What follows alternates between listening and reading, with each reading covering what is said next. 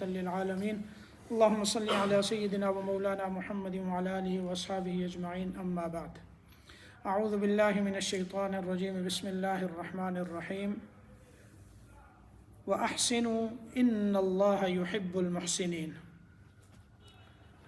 عزیز طلبہ، آج یوم الخمیس وزارت الاوقاف مرکز العوض للجالیات کی طرف سے ایک ٹاپک ہمیں دیا گیا ہے کہ اس ٹاپک پہ طلباء کے سامنے آپ بیان کریں، اور وہ موضوع وہ ٹاپک کیا ہے؟ وہ ہے احسان۔ احسان کس کو کہتے ہیں؟ احسان کہتے ہیں نیکی کو، خیر خواہی کو، بھلائی کو، کسی چیز کو بہترین طریقے سے ادا کرنا، عمدہ طریقے سے اس کو بنانا، اس کو پیش کرنا، یہ احسان کہلاتا ہے۔ احسان ہر چیز میں ہوتا ہے، اسی طرح دین کے اندر بھی احسان کا جو مقام اور مرتبہ ہے یہ بہت بلند ہے۔ ہمارا جو دین ہے، اللہ پاک نے ہمیں کون سا دین دیا ہے؟ دین اسلام۔ کون سا دین دیا ہے؟ دین اسلام۔ اور کون سا دین اللہ نے ہمارے لیے پسند کیا ہے؟ وَرَضِيتُ لَكُمُ الْإِسْلَامَ دِينًا۔ کون سا دین پسند کیا ہے؟ دین اسلام۔ إِنَّ الدِّينَ عِنْدَ اللَّهِ الْإِسْلَامِ۔ اللہ کا دین پسندیدہ جو ہے وہ کون سا ہے؟ وہ اسلام ہے۔ وَمَنْ يَبْتَغِ غَيْرَ الْإِسْلَامِ دِينًا فَلَنْ يُقْبَلَ مِنْهُ۔ اسلام کے علاوہ جو کوئی دین دوسرا لے کے آئے گا اللہ اسے قبول نہیں کریں گے۔ ٹھیک ہے؟ تو دین اسلام، اب جو اللہ نے ہمیں یہ دین دیا ہے، اس دین کے اندر اللہ نے ہمیں احکامات دیے ہیں۔ احکامات کیا ہیں؟ یعنی اللہ نے ہمیں یہ بتایا ہے کہ یہ کام کرنا ہے، اس کام سے بچنا ہے، یہ حکم ہے۔ جیسے قاری شجاع صاحب آپ کو حکم دیتے ہیں کہ محمد علی کو محمد علی اٹھو، یہاں سے جو ہے وہ پھٹی اٹھاؤ پیچھے رکھو، یہ کیا ہو گیا؟ یہ حکم ہو گیا۔ استاد کے حکم کی تعمیل کرنی ہے۔ ٹھیک ہے؟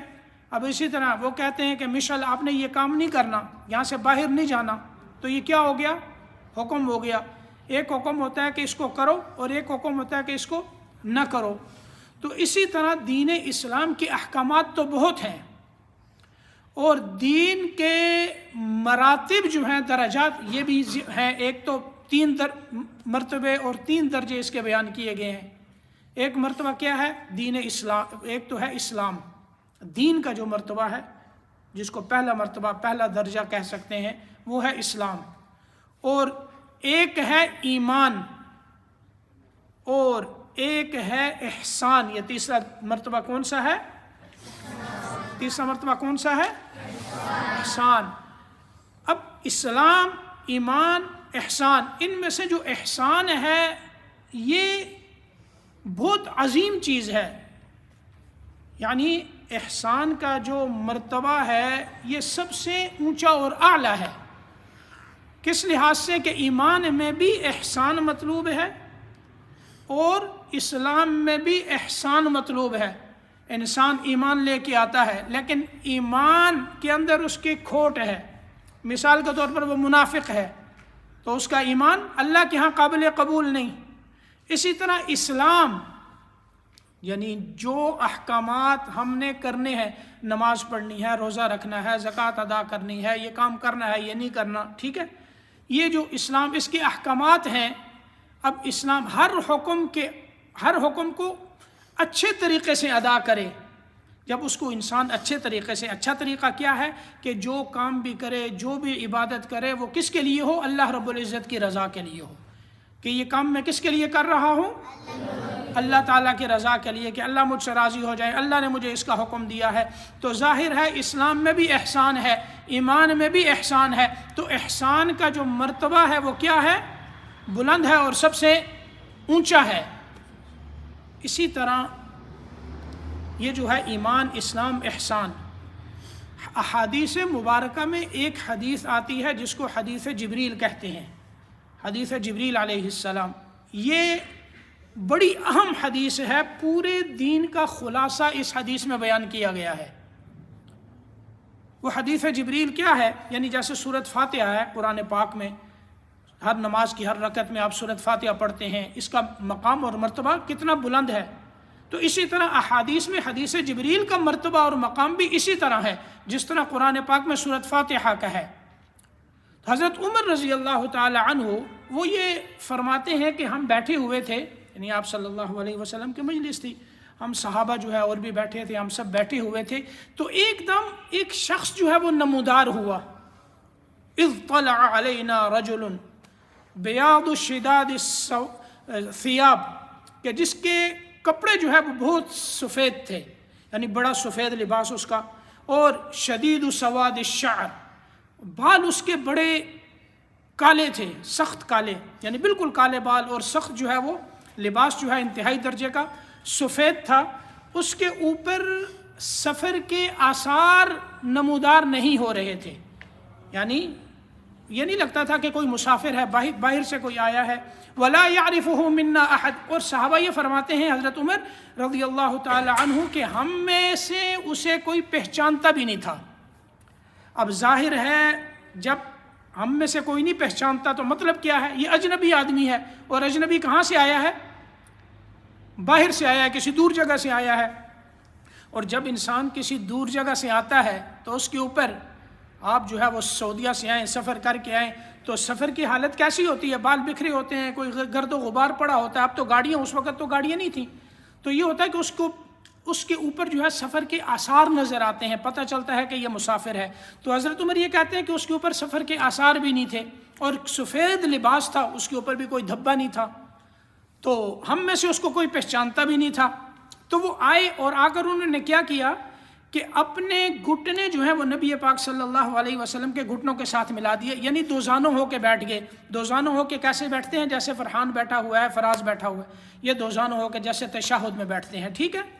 یہ ایسے بیٹھ کے اور اپنے گھٹنے نبی پاک صلی اللہ علیہ وسلم کے گھٹنوں سے ملا دیے، اور اپنی جو ہتھیلیاں ہیں وہ نبی پاک صلی اللہ علیہ وسلم کی رانوں پہ رکھیں۔ تو پھر انہوں نے سوال کیا، یہ پہلے کیفیت بیان کی حضرت عمر رضی اللہ تعالی عنہ نے کہ اس طرح آئے، یہ ادب سکھایا کہ ان استاد کے سامنے کس طرح سے بیٹھا جاتا ہے، یعنی اس طرح باادب ہو کے بیٹھنا چاہیے۔ والدین کے سامنے جب بیٹھیں، بڑوں کے سامنے، تو اس طرح باادب ہو کے انسان کو بیٹھنا چاہیے، تو ادب سکھایا۔ پھر انہوں نے سوال کیا، کیا سوال کیا کہ یا رسول اللہ، ایمان کیا ہے، پھر اسلام کیا ہے، پھر احسان کیا ہے، پھر قیامت کب آئے گی، پھر اگر نہیں پتہ تو قیامت کی نشانیاں کیا ہیں، یہ سارے سوال کیے۔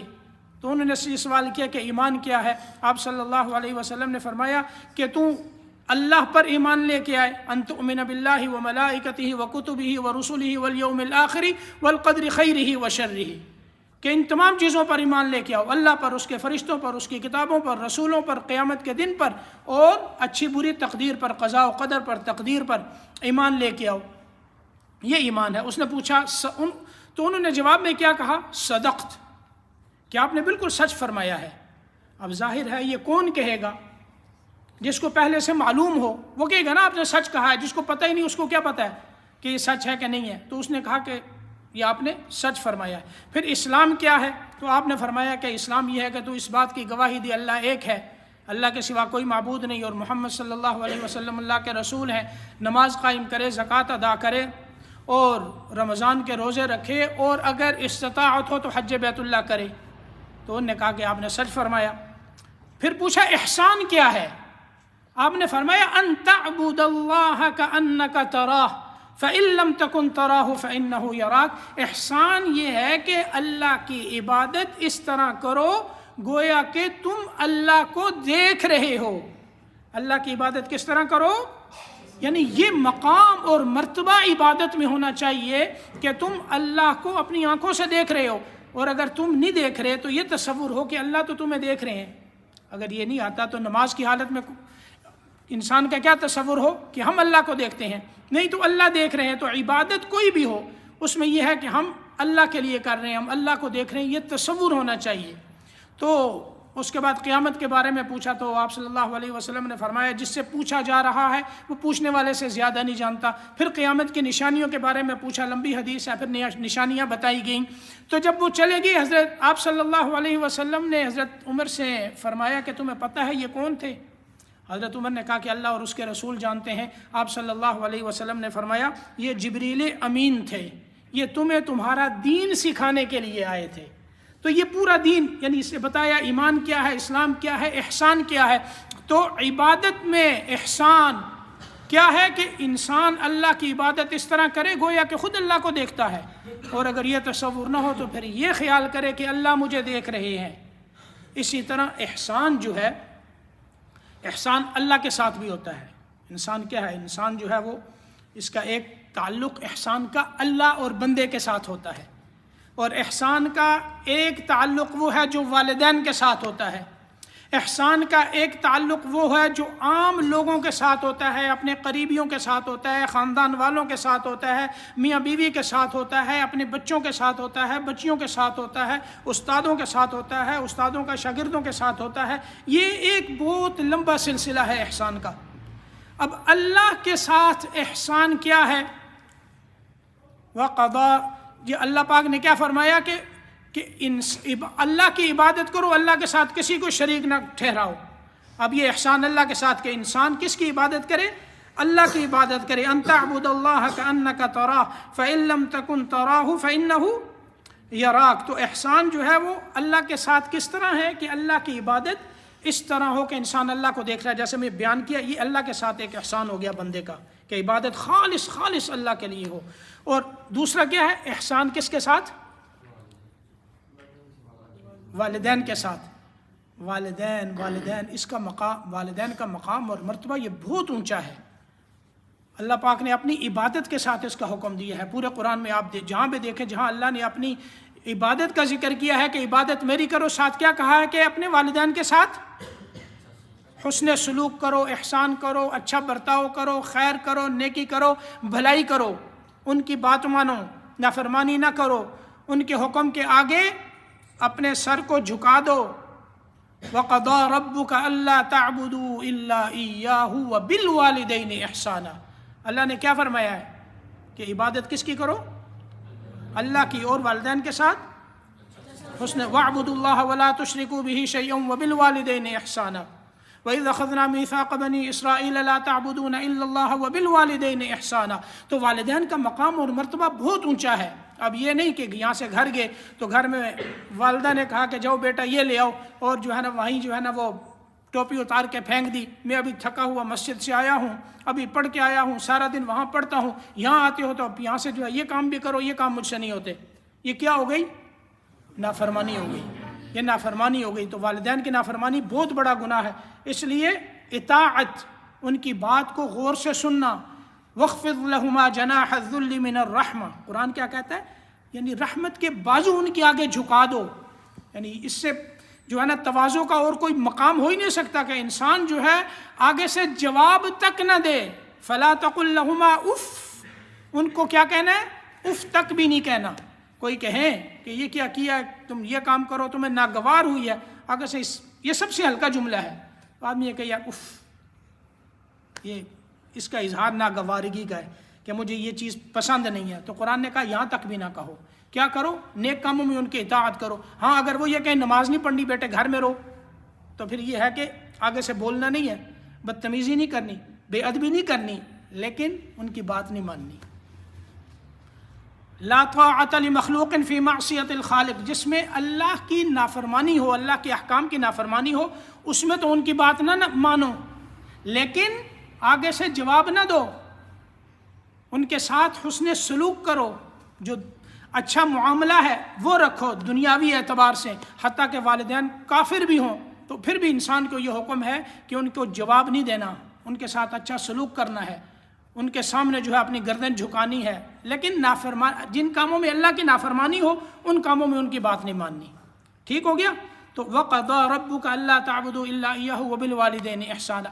اسی طرح احسان کیا ہے کہ احسان جو ہے انسان سب کے ساتھ کرتا ہے، نیکی اور بھلائی سب کے ساتھ کرتا ہے۔ جب ایک انسان کسی دوسرے انسان کے ساتھ، محمد احمد جو ہے وہ لا کر جو ہے وہ قاری شجاع صاحب کو کوئی گفٹ دیتا ہے، اس نے کیا کیا؟ اپنے استاد کے ساتھ احسان کیا. اب قاری شجاع صاحب اس کے بدلے میں اس کو کسی دوسرے دن جا کر جو ہے وہ کوئی ہدیہ دے دیتے ہیں. تو اس سے کیا ہوتا ہے؟ یہ استاد کی طرف سے احسان ہوا، ان کا اور اکرام کر دیا. تو پھر کیا ہوتا ہے؟ آپس میں محبت پیدا ہو جاتی ہے. چلو یہ تو دور کی بات ہے، یہ تو مشکل کام ہے، ایسے تو کوئی نہیں کرتا. چلو یوں کہتے ہیں کہ بھئی عبد الرحمن سمیع نے جو ہے حافظ حماد صاحب کو جو ہے کوئی گفٹ دیا. اب یہ خوش ہوں گے کہ نہیں ہوں گے کہ بھئی اس نے دیا؟ ان کے دل میں ان کی قدر ہوگی کہ ایک محبت پیدا ہوگی. اور پھر جب یہ واپس ان کو گفٹ دیں گے، ان کے دل میں کیا ہوگی؟ محبت پیدا ہوگی. کیا ہوگا؟ تو یہ ایک تعلق ہے جو انسان کے درمیان ایک دوسرے کی محبت پیدا کرتا ہے. اسی طرح احسان قریبی رشتہ داروں کے ساتھ، اپنے گھر والوں کے ساتھ، اپنی اولاد کے ساتھ ان کی اچھی تربیت کرنا، خاوند کا بیوی کے ساتھ، بیوی کا خاوند کے ساتھ، یہ ایک بہت لمبا جو ہے وہ موضوع ہے. اگر اس میں چلے جائیں تو کافی وقت آپ کا لگے گا.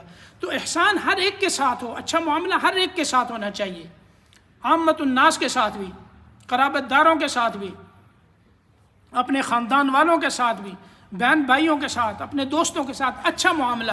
ایک آدمی ہے وہ نماز نہیں پڑھتا، دین کی طرف نہیں آتا، اس کے ساتھ احسان کیا ہے؟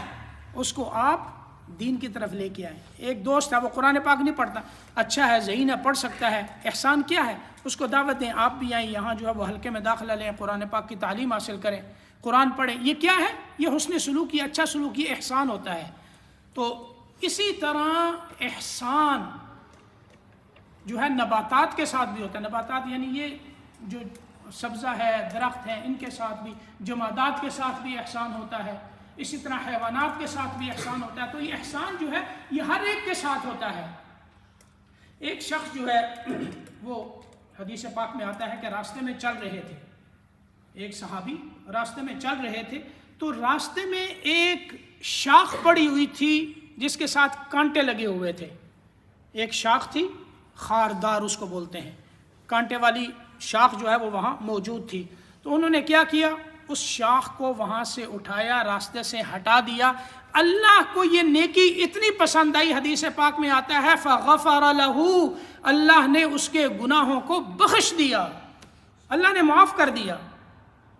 ایک شخص حیوانات کے ساتھ احسان کیسے ہے کہ ایک شخص جو ہے وہ پیاسا تھا، ایک کنواں آیا، وہ کنویں میں اترا، اس نے وہاں سے پانی جو ہے وہ پیا. کنواں ہوتا ہے نا، نیچے چلا جاتا ہے، پانی نیچے ہوتا ہے، پھر اس میں پانی نکالنے کے لیے اترتے ہیں، پھر جگہ بنی ہوتی ہے.